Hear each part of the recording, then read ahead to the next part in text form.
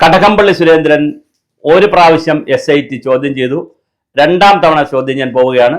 അറസ്റ്റിലേക്ക് നീങ്ങും എന്നുള്ള വാർത്തകളാണ് സോഷ്യൽ മീഡിയ കംപ്ലീറ്റ് പറയുന്നത്. അതിന്റെ ശരി തെറ്റുകൾ നമുക്കറിയില്ല, നമ്മൾ അറിയാത്ത കാര്യം പറയാൻ പാടില്ല, കാരണം അദ്ദേഹം മുൻ മന്ത്രിയാണ്.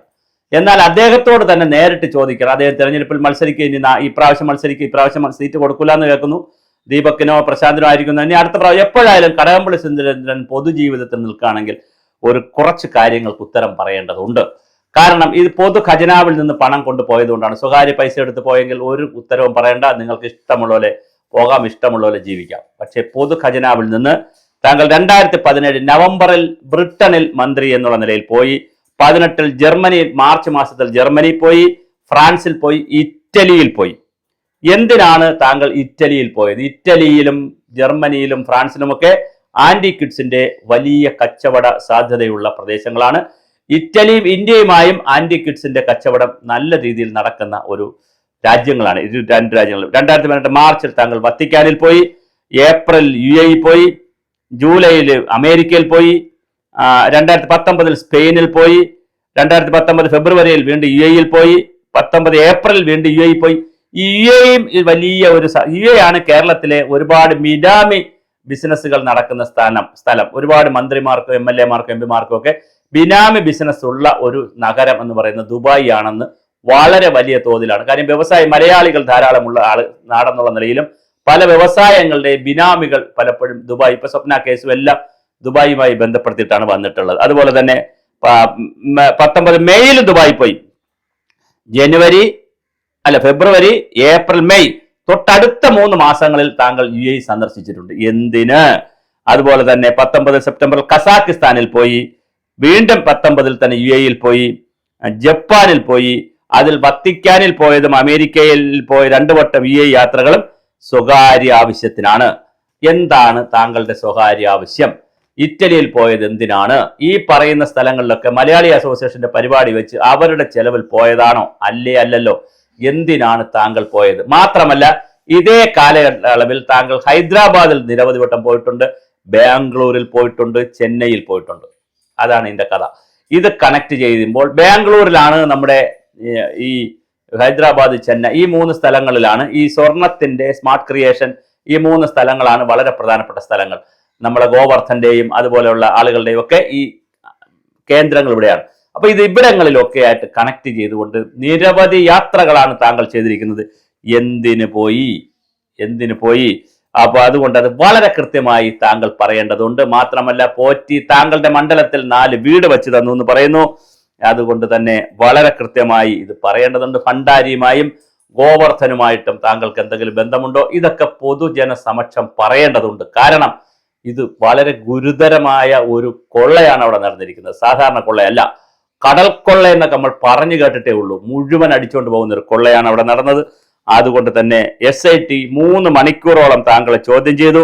അത് നിങ്ങൾ വികാരാതീതനായി നിന്ന് വർത്തമാനമൊക്കെ പറഞ്ഞു, കുറച്ച് ബോഡി ലാംഗ്വേജ് ഒക്കെ മാറി ബഹളമൊക്കെ കാണിച്ചു എന്ന് പറഞ്ഞു. ഒരു കഥയുമില്ല. താങ്കൾക്ക് വേണ്ടിയിട്ടും താങ്കളുടെ പാർട്ടിക്ക് വേണ്ടിയിട്ടും ഇതിനെന്തെങ്കിലും പങ്കുണ്ടെങ്കിൽ വളരെ കൃത്യമായി കേരള സമൂഹം ഇത് അറിയേണ്ടതുണ്ട്. ഈ സ്വർണവുമെല്ലാം സ്വർണ്ണക്കള്ളക്കടത്തും കള്ളനെന്ന് വിളിക്കരുത്, ആരോപണങ്ങൾക്ക് മാനസിക വിഷമം ഉണ്ടാക്കുന്നു എന്നൊക്കെ താങ്കൾ പറയുന്നുണ്ട്. അന്വേഷണ സംഘം ഇക്കാര്യത്തിൽ വ്യക്തത വരുത്തണമെന്നും കടകംപള്ളി ആവശ്യപ്പെട്ടു. അങ്ങനെ ആവശ്യപ്പെട്ടിട്ടൊന്നും ഒരു കാര്യമില്ല. താങ്കൾക്ക് അറിയാതെ, അല്ലെങ്കിൽ താങ്കൾ പരാജിതനായ മന്ത്രി എന്ന് പറയേണ്ടി വരും. താങ്കൾ അറിയാതെ താങ്കളുടെ വകുപ്പിലെ ഒരു ദേവസ്വം ബോർഡിൽ താങ്കൾക്ക് നേരിട്ട് ബന്ധമുണ്ടെങ്കിലും നേരിട്ട് ബന്ധമില്ലെങ്കിലും ആ വകുപ്പിൽ നടന്ന കോടാനുകോടി രൂപയുടെ 1000 മുതൽ 2000 കോടി വരെ രൂപയ്ക്ക് വേണ്ടി നടന്ന വലിയ കൊള്ളയുടെ കാര്യത്തിൽ താങ്കൾ ഒന്നും അറിഞ്ഞില്ല. താങ്കളെ ദേവസ്വം ബോർഡിൽ നിന്നൊരു പിയൂണ് പോലും വിളിച്ച് അജ്ഞാത കാള് പോലും താങ്കളുടെ ഓഫീസിൽ കിട്ടിയില്ല എന്ന് പറഞ്ഞാൽ, പച്ചരി വാങ്ങിച്ച് കഴിക്കുന്ന, അരി ഉണ്ണുന്ന, പച്ചവെള്ളം കുടിക്കുന്ന, ചൂടുവെള്ളം കുടിക്കുന്ന, അല്ലെങ്കിൽ ചായ കുടിക്കുന്ന, കാപ്പി കുടിക്കുന്ന, ഭക്ഷണം കഴിക്കുന്ന മലയാളിക്കും ലോക മാനവരാശിക്കും വിശ്വസിക്കാൻ വലിയ ബുദ്ധിമുട്ടുണ്ട്. ശ്രീ കടകംപള്ളി സുരേന്ദ്രൻ സാറേ, വലിയ ബുദ്ധിമുട്ടാണ് ഇത് വിശ്വസിക്കാൻ. വെള്ളം തൊടാതെ വിഴുങ്ങാൻ കഴിയുന്ന ക്യാപ്സൂൾ അല്ല ഇത്. അതുകൊണ്ട് വളരെ കൃത്യമായിട്ട് താങ്കൾ പറയണം, ഈ രാജ്യങ്ങളിൽ എന്തിനു പോയി. താങ്കൾ ഒരു പുസ്തക രൂപത്തിൽ പറഞ്ഞാൽ മതി, അല്ലെങ്കിൽ ഒരു ലേഖന രൂപത്തിൽ പറഞ്ഞാൽ മതി, അല്ലെങ്കിൽ ഒരു ബൈറ്റിന്റെ രൂപത്തിൽ പറഞ്ഞാൽ മതി. ഞാൻ ഇന്ന രാജ്യങ്ങളിൽ പോയി ഇതിനാണ്, താങ്കൾ എന്തായാലും തെറ്റ് ചെയ്തിട്ടില്ല എന്ന് പറഞ്ഞ് വികാരാതീതനായി നിൽക്കുന്നുള്ളൂ.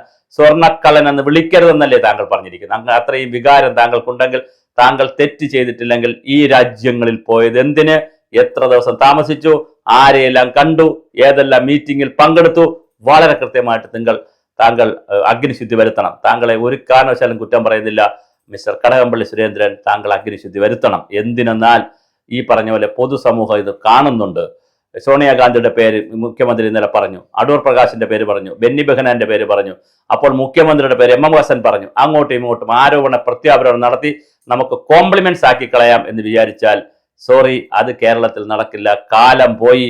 സോഷ്യൽ മീഡിയയുടെയും ഡിജിറ്റൽ മീഡിയയുടെയും വാട്സപ്പിന്റെയും ഇൻസ്റ്റഗ്രാമിന്റെയും ഫേസ്ബുക്കിന്റെയും ഒക്കെ പുതിയ യുഗത്തിലാണ് താമസിക്കുന്നത്.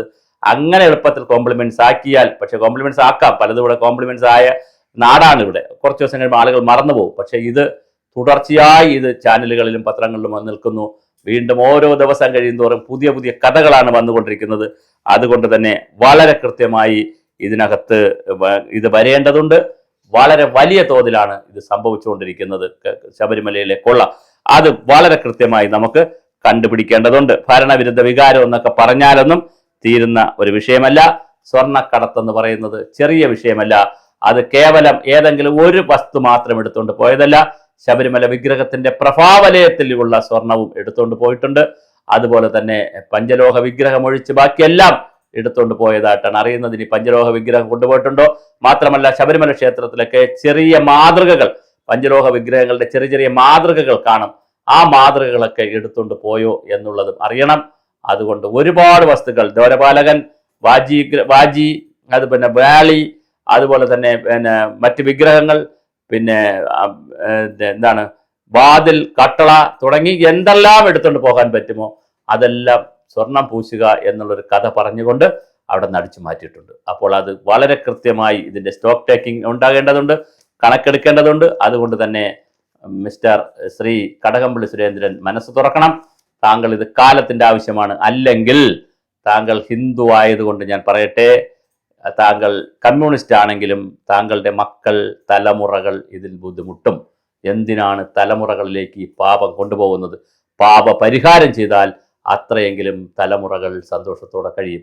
താങ്കളുടേതല്ലാത്ത, താങ്കൾ തെറ്റ് ചെയ്തിട്ടില്ലെങ്കിൽ താങ്കളുടേതല്ലാത്ത കുറ്റം കൊണ്ട് എന്തിനാണ് മക്കൾക്കൊക്കെ ഈ പാപം കൊടുക്കുന്നത്? താങ്കൾ തെറ്റ് ചെയ്തിട്ടുണ്ടെങ്കിൽ അതിൻ്റെ പാപം ഭാര്യയ്ക്കും മക്കൾക്കുമൊക്കെ എന്തിനു കൊടുക്കണം? തലമുറകളിലേക്ക് ഈ പാപം എന്തിനു കൈമാറണം? പുനർജന്മ സിദ്ധാന്തം അനുസരിച്ച് താങ്കളും അടുത്ത ജന്മം ജനിക്കുന്നത് ചിലപ്പോൾ ഇതിൻ്റെ എല്ലാ പാപഭാരവും ഏറിയിട്ടായിരിക്കും. മന്ത്രിയും MLA ഒന്നും ആവില്ല, ഒരു അധികാരവും കാണില്ല. അങ്ങനെ എന്തിന് പാപഭാരത്തോടുകൂടി ഭൂമിയിൽ വീണ്ടും വീണ്ടും ജനിക്കണം? നിങ്ങളും ബന്ധുമിത്രാദികളുമൊക്കെ അങ്ങനെ എന്തിനു പോകണം? അതുകൊണ്ട് വളരെ കൃത്യമായി താങ്കൾ സത്യസന്ധമായി പൊതുസമൂഹത്തോട് തെറ്റേറ്റ് പറയുക. സംഭവിച്ചതിന് പ്രായശ്ചിത്തവും പരിഹാരവും ചെയ്യേണ്ടതാണ്.